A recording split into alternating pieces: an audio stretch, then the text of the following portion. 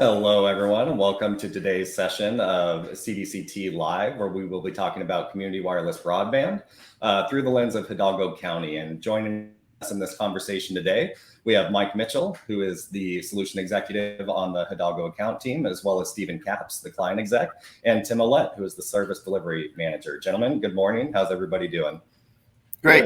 Good morning. All right, glad to hear it. And I hear we have audio on everyone, so that's always a good way to start. So we've talked about community wireless broadband previously in these CDCT lives. We've had some videos that have gone out there, but really looking through the lens of Hidalgo County, why don't we do a quick recap? Mike, I'll hand this over to you. Can you go into a little bit of the specifics of what exactly community wireless broadband is? Thanks, Mike.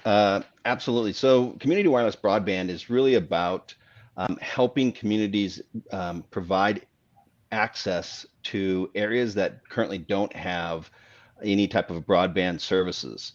And it's using the wireless technology to dive in and help to expand that very quickly with high capacity network links, wireless links, and push the network out into neighborhoods or to areas that don't have any network infrastructure that can support broadband services. And you have quite a few of these conversations. You're on one of our community wireless broadband teams that goes out, has the conversations with our clients. What are some of the use cases that we're really seeing out there outside of Hidalgo? I mean, you can cover Hidalgo as well, but just in general, what are some of the use cases for community wireless? Yeah, it's really about trying to get connectivity for students. That's been a key driver for a lot of these different use cases.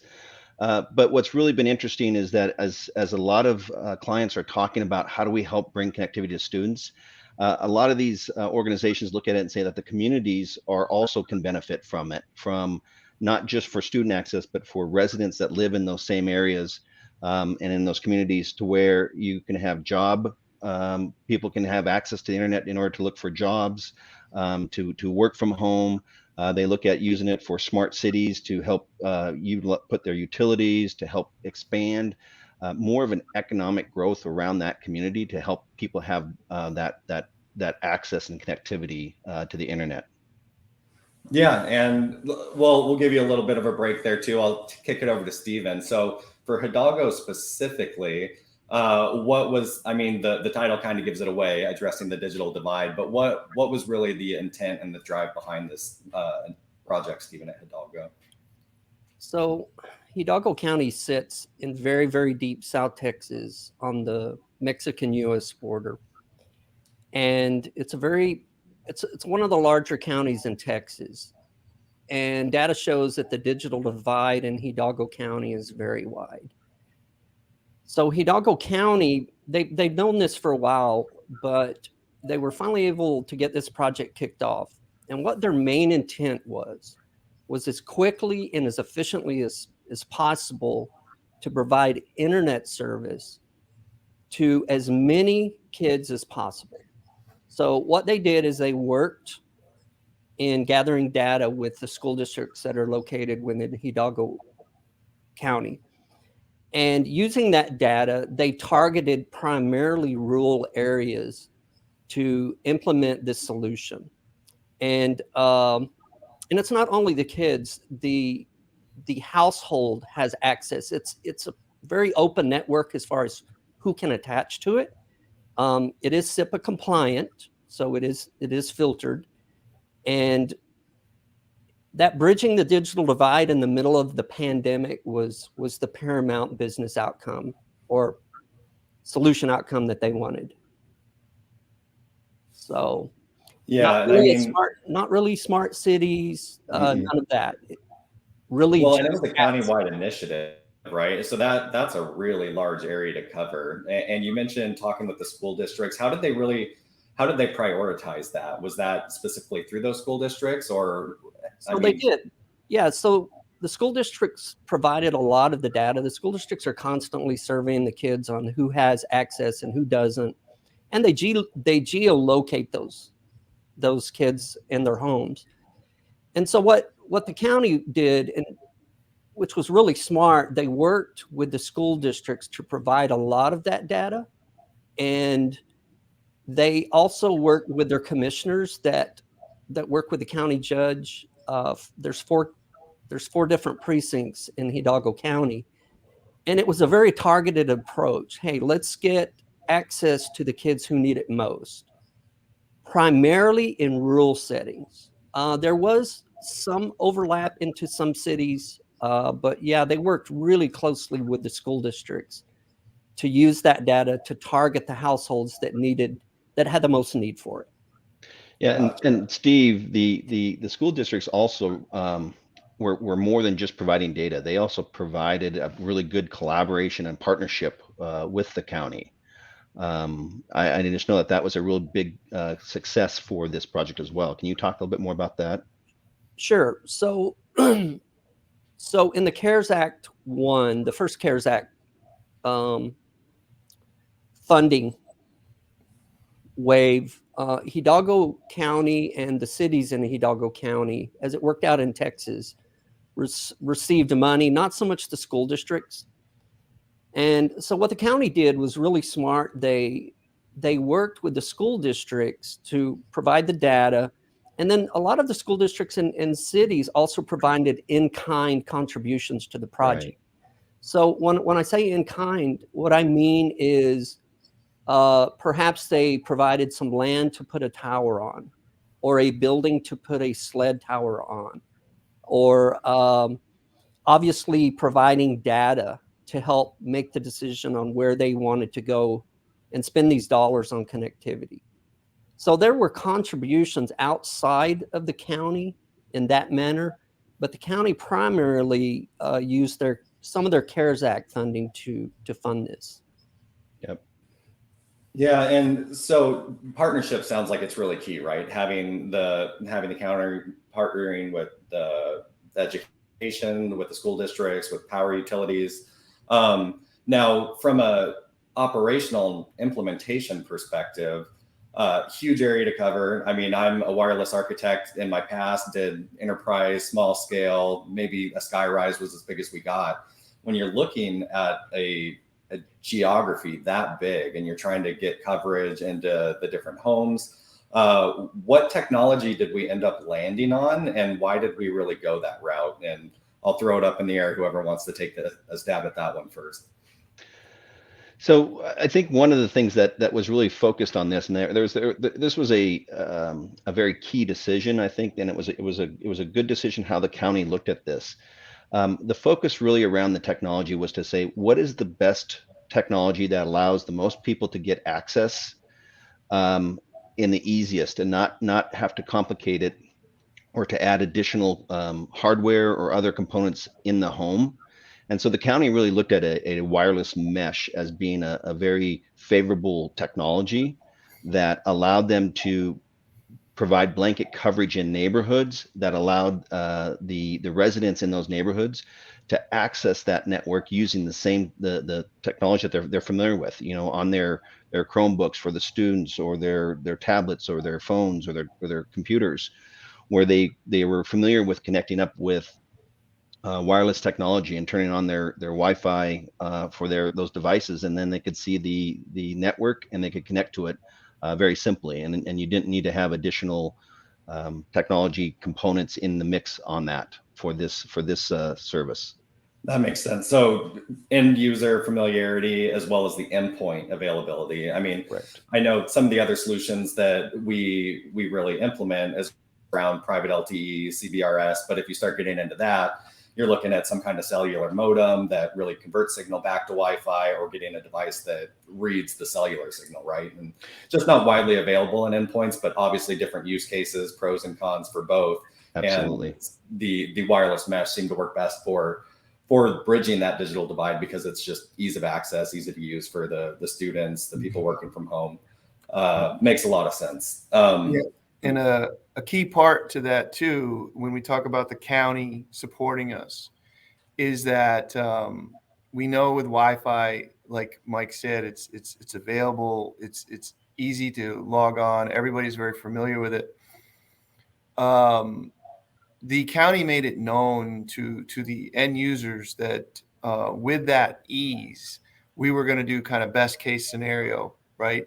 So what we found is that the penetration, into people's houses was not terrible, but some of the advantages sometimes TBRS is, they get that internal modem where maybe the signal is stronger in the interior of the house.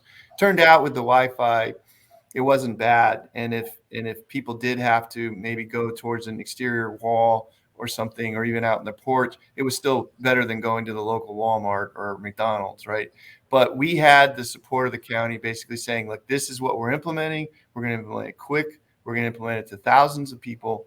And, we don't want to slow down with the additional items that would be required. But like you said, there's pros and cons, but they found ultimately this was the best way forward. And we appreciated, their backing on that. We didn't get any negative press around that.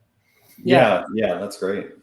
A key, I think, bouncing off what Tim said, a key component of this project was velocity because of the pandemic. And as Tim also said, this was a best effort. This is a best effort type network that they're not trying to provide video services for everyone. That's not what it's for. And the technology based on those things is what they went with, and I think it's worked out. It's worked out very well. They're the 30,000 kids in their household that they're targeting seems to be really happy.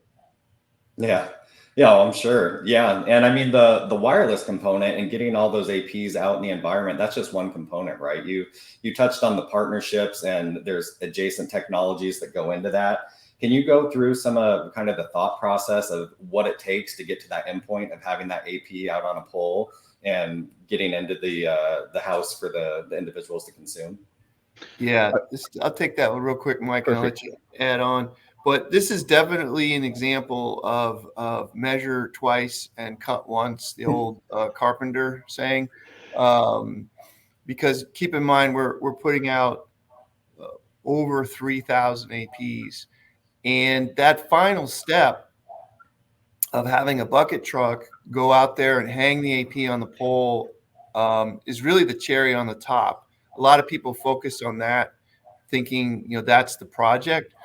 But the reality of the project, that's the last 5%. That's not the difficult part. The difficult part is making sure you've done all the proper design on the front end. As we've talked about here at the beginning a little, once you've picked your neighborhoods and decided on the end users that you're going to focus on, you need to go do a survey of those areas. We found some of those areas did not have telephone poles. They literally had no infrastructure whatsoever. So in this project, we did actually install, dig holes in the ground and put in over 100 telephone poles. Well, guess what? Those poles now have to have electricity. So we did that too. In addition to that, a lot of people talk about the RF vendor, right? Of course, they're paramount. They're one of the most important players in this whole thing, but they're not the end of the story, because in addition to the design, as far as where you're going to have your high sites, where you're going to launch your microwave links and connect to the APs, what poles you're going to use, all of that, you've got electrical firms to make sure you have the point of presence locations wired up. You have engineering firms to help us with the permitting, to make sure that we have all the proper exhibits. Some of the neighborhoods add underground electrical, so we have to do pedestals. So it's important to understand for each different county what the permit requirements are. Each one of them has kind of a different website and a different form, but you can go through that. And then we had a tower company, that actually built the 70-foot and the 100-foot towers. Once again, we got all the permit approvals. We had plumbers on call, because occasionally, before you go dig a big hole in the ground, you of course you call 411 and you get everything marked, because you don't want to do any damage. But occasionally the records aren't up to date. There is a pipe or something down there, it might get busted. You have a plumber on call, so they can go out there quickly and repair that. So there's very much a lot of infrastructure involved, And, you know, at the end of the day, if you do everything right, the APs go where they're supposed to go. But that's definitely the end of the road. That's the success story, right? When you get the APs up there, powered up. And what we say a lot on the project is green dots, because there's a portal, and the portal shows a green dot when that AP is up and running. And we it's almost like tracking the stock market. Like every day we start and end our calls with how many green dots. And that's what it's all about at the end of the day, because a green dot means another person or another neighborhood might have Wi-Fi that day. Yep. Yeah, that's awesome. And I mean, from just a sheer coverage perspective, can you talk about how we really manage that design process? I mean, you've talked about finding the right poles, the locations. Is there how do we really approach that? Well, it's definitely iterative, and I'll let the other guys jump in too. But it's that I'll use a lot of colloquialisms. You know how to eat an elephant, right? One bite at a time, but it's iterative for sure. You can do some things in parallel, but you can't go out of order. So after you determine the neighborhoods and the locations that you want to select, and you do your survey, and you see what they have and don't have, then what happens is the RF team starts to put together that RF design based on where the high site's going to be for that area, and then what the coverage is required for each street, park, and neighborhood. And then they actually, from the data that they received from the electrical company, they look at Google Earth and they go, okay, these poles, these are the poles we want. These are the poles we're going to pick. We start putting that design together where we literally get the latitude and longitude for every pole, whether it's a primary pole or a secondary pole, primary being usually one with high voltage utility transport lines. So you tend to want to avoid those. Secondary poles being the ones that are closer to the house, where you're familiar. Most of us have probably a secondary pole in our front area, whether it's in the back or in the front yard.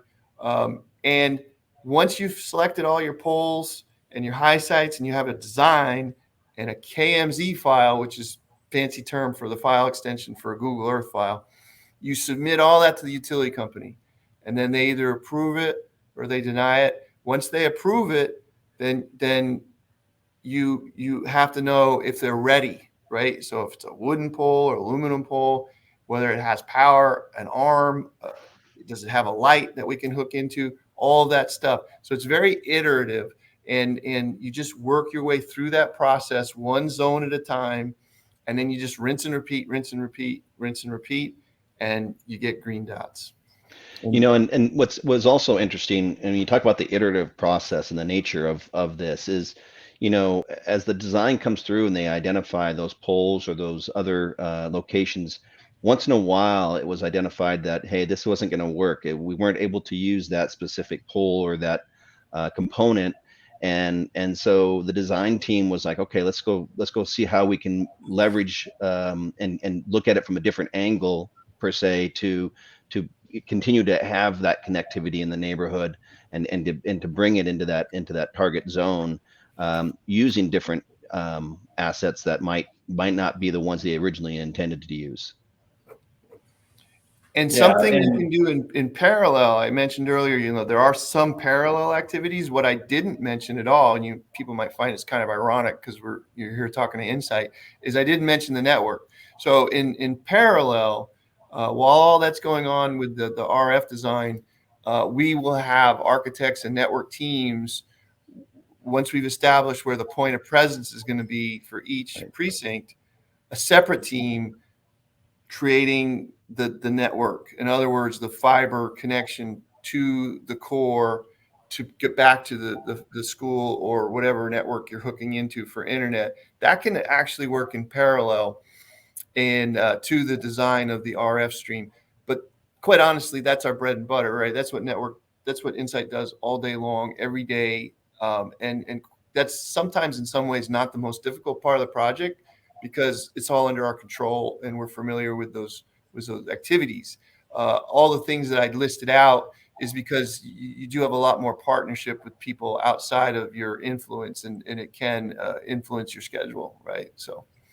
Yeah, and that's exactly where I was going to go next. So I'm glad you touched on that, because it's more than just the RF, right? It's the networking, it's the backhaul, getting those users back to the resources they need, and then all the security mechanisms that need to be layered on top of that to make sure that the users are safe, they're secure, they're on a infrastructure that's going to support the connectivity that they need. So we're right at the 20-minute mark, so I want to kind of start wrapping up here. So one thing I want to touch on is, you mentioned that CARES funding was leveraged for this particular project, and I think that's the CARES funding, and that bucket's about to expire this year in December, I believe.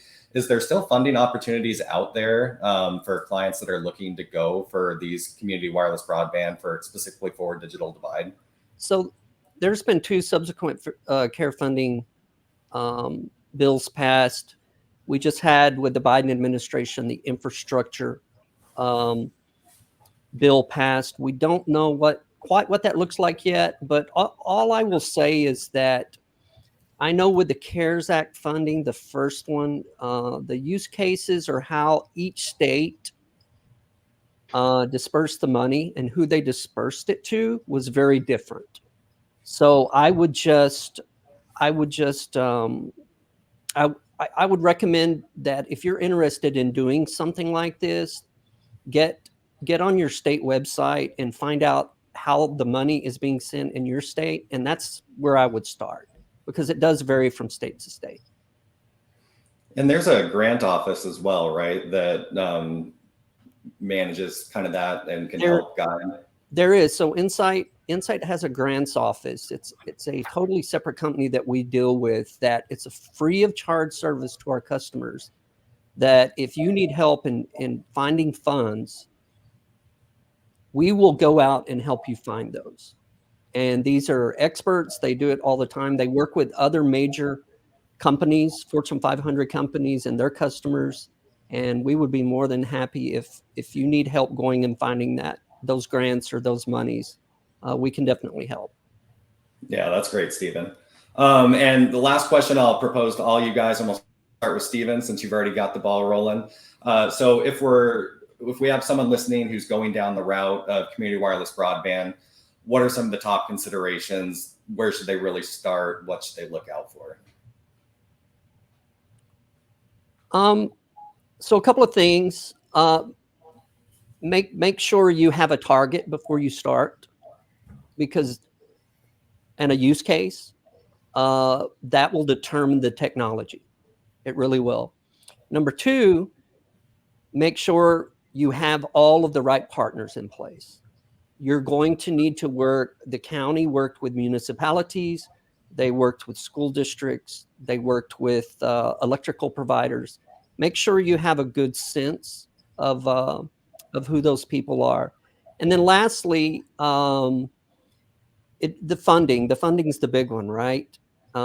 Make sure you've covered all your bases on funding. You've explored all the different areas where you can go out and get funding. And then the other thing, I think, last on that is really find the right partner to do this with. Projects like these we don't look at them as single projects. We look at them as a series of maybe 5 projects.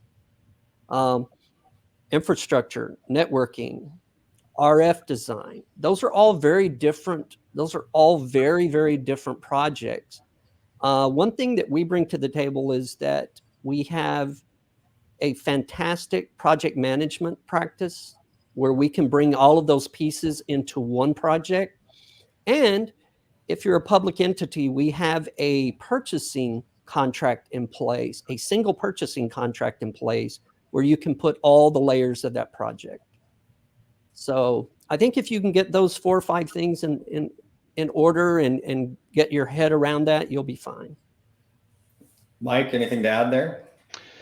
No, I think the only thing I would add is, Steve mentioned the use case and how that's going to help define the technology. And I think one thing is to not get focused on a single technology or a single component of that technology, just, because these are not, you can't basically replicate these in every single one. There's uniquenesses about each individual project, and having the flexibility and the foresight to look at the different technologies and identify which one's going to be the best wireless, fiber, where to use that technology, and combine them. And it's not about just saying I got to stick with a single technology. So just kind of have that openness to look at all the technologies available and being able to leverage each of those technologies to their best, for the best use case. Yeah, perfect. And Tim, our closer, so no pressure. Anything to add here? Well, just make sure I don't go over. But along what Mike said, as far as having the base, what's really exciting for these customers is once they have that base in place, and let's say they have a park or something, and they think, you know what, I'd really like to light up this park. It's not that big a project for that now. You've got all the stuff in place. So just to go ahead and light up this extra park, because you see that there's going to be a good return on investment there. There's a lot of people use that, could really use those services. It might not be a big project. The poles might already be there, all of the infrastructure they need. Maybe it's just a couple APs. They've got it down at that point. They understand the process, and to go ahead and add a new area for them is no big deal. And so they're very excited about that. They've gone through the initial project, which there was a learning curve, of course, but now they feel like they really own this thing. And it's like, oh, we can grow this thing. And oh, it's very customizable. We can actually grow it in the areas that we want to grow it in. Oh, smart city. Oh, maybe that does become a launching point for that. And I know that's a separate topic, but having that base is very exciting for them, because they start to see what's open to them for the future. And my last point would be to be patient, because there are a lot of steps in order to be successful on the front end that don't always look like success, because it's meetings and designs and getting it right. And then once the work starts, it goes fast.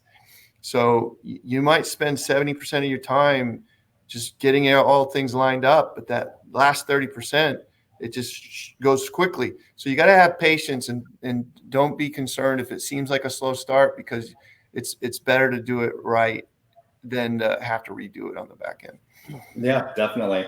Well, guys, we are just about out of time, so we'll go ahead and wrap everything up. Really appreciate your guys' time today on the call. Appreciate you making my role as host easy. Great conversation. I think this went really well. So if there's anyone out there who's interested in community wireless broadband, looking to have a conversation, we've got a great team right here capable of having these discussions with you.